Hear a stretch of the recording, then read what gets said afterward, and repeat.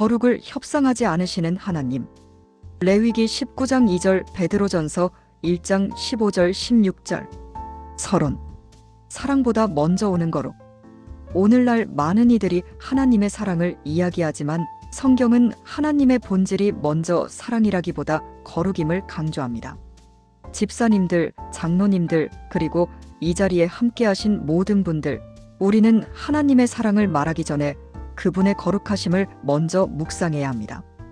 히브리어로 거룩하다는 카도시 QADOSH입니다. 이는 분리되다, 구별되다, 다르다는 뜻을 가집니다. 하나님은 세상과 완전히 구별되신 분이십니다. 죄와 타협하지 않으시는 완전하신 분이십니다. 즉 하나님은 세상과 다르시며 죄와 분리된 완전한 존재이십니다.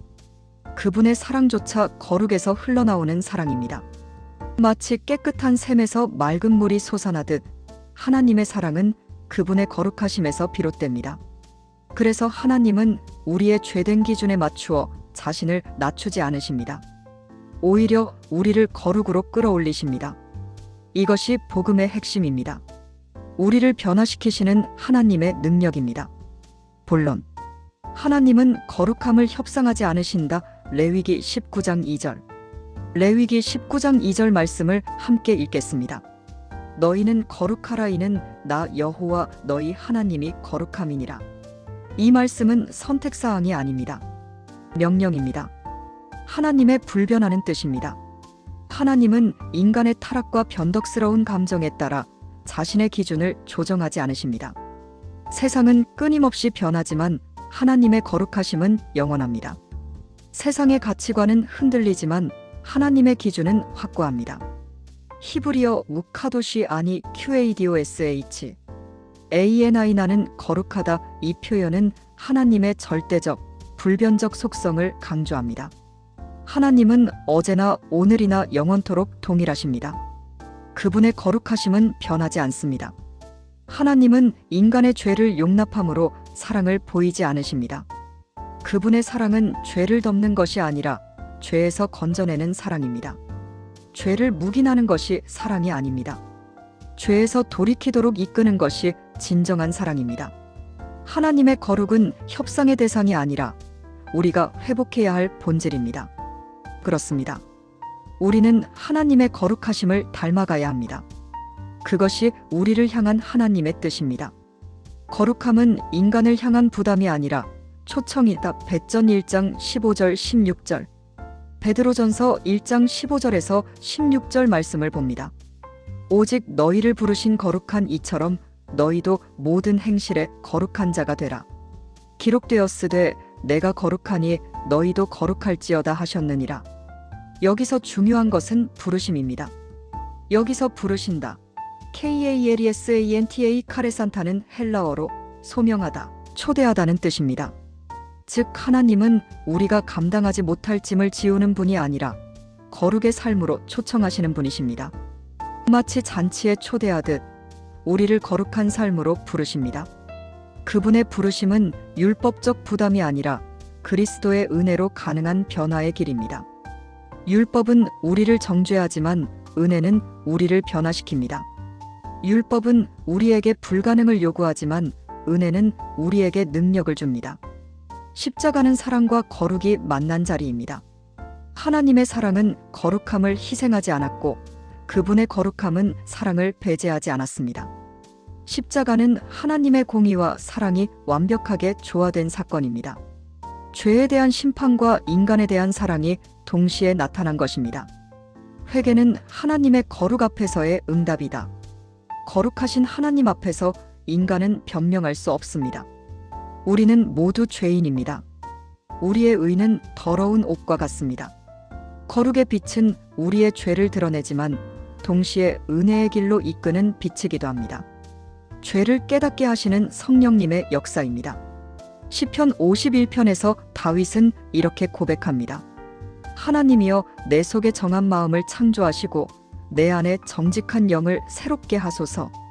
시편 51편 10절 다윗은 자신의 죄를 깊이 뉘우치며 하나님의 긍휼을 구했습니다. 회개는 두려움의 행위가 아니라 거룩하신 하나님 품으로 돌아가는 사랑의 응답입니다. 회개는 벌을 피하기 위한 것이 아니라 하나님과의 관계를 회복하기 위한 것입니다. 하나님은 우리의 죄를 용서하기 위해 자신을 낮추시지 않았습니다.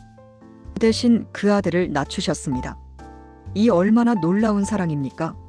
우리를 죄에서 구원하시기 위해 독생자 예수 그리스도를 십자가에 내어주셨습니다.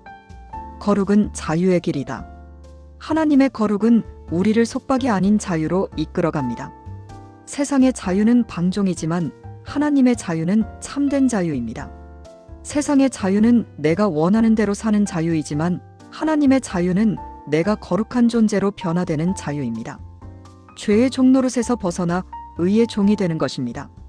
너희가 진리를 알지니 진리가 너희를 자유롭게 하리라. 요한복음 8장 32절 예수 그리스도가 진리이십니다.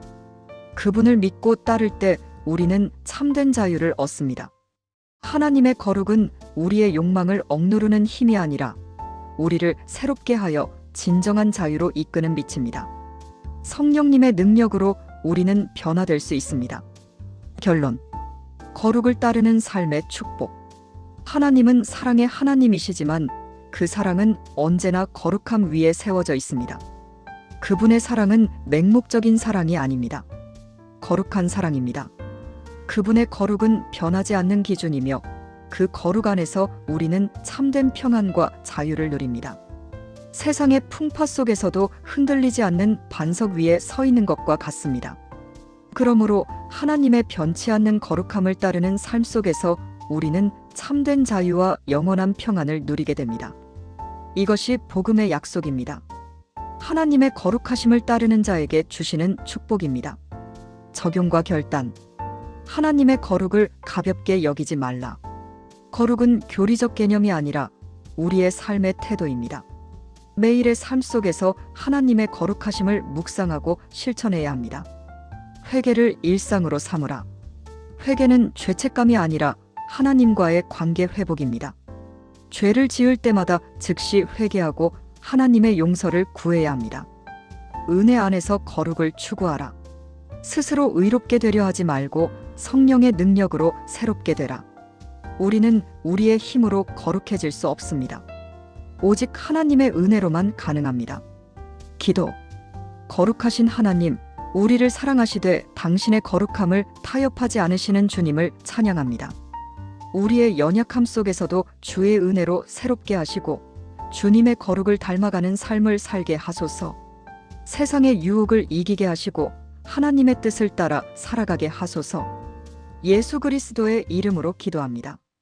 아멘.